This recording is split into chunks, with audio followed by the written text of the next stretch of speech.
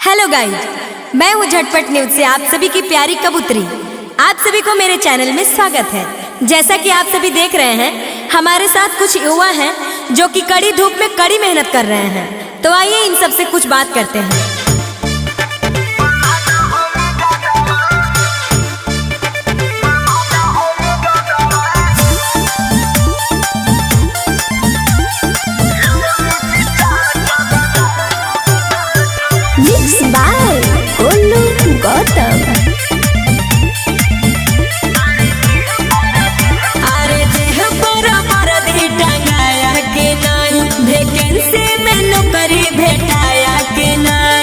अरे नहीं मैडम, ई जुगला तो 52 साल हो गए। अरे देह पर टंगाया के नाही, वैकेंसी में नौकरी भेटाया के नाही। ए मैडम, हम आपके न्यूज के माध्यम से माननीय मुख्यमंत्री जी से कुछ बोलना चाहेंगे। हाँ बोलिए, जरूर बोलिए।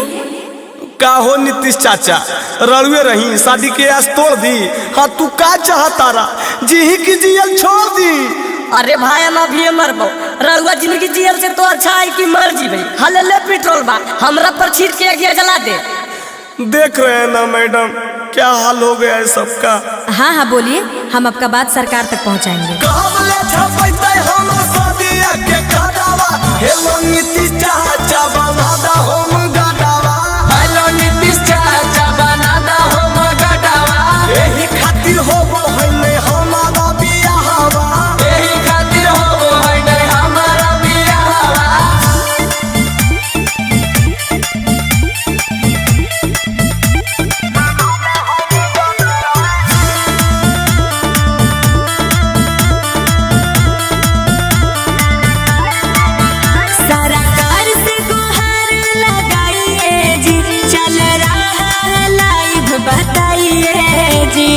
अरे बताई नो बताई। अरे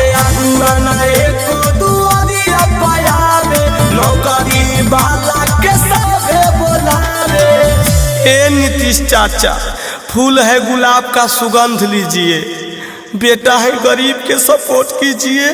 और हम बॉय फ्रेंड है गरीब के सपोर्ट कीजिए। साला लागो है कि फेल हो जैते हम हटावा। हेलो नीतीश चाचा बना दा हम गटावा। हेलो नीतीश चाचा बना दा हम गटावा।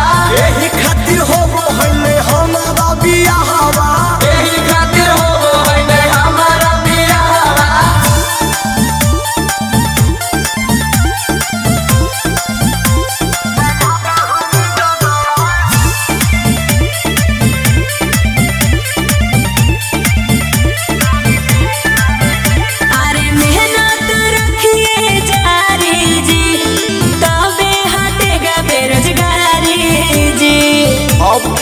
मेहनत करते करते ऊपर चल जाए की। अरे पढ़त गेलै दाढ़ी मोछ भलिया, सहल नहीं जा है मैडम बिगड़ल हलिया। ए नीतीश चाचा, ढेर दिन से हमनी के हिम्मत कैले बानी, का हिम्मत तोड़ दी और वो कहीं तो तैयारियां कहीं छोड़ दी। चल रे गुजरात लोहा टीना ढोबे। कहै बेरोजगार हमरा गाँव समाजवा। हेलो नीतीश चाचा बना दा हम गटावा। हेलो नीतीश चाचा बना दा हम गटावा। यही खातिर होबो है ने हमारा बियाहवा।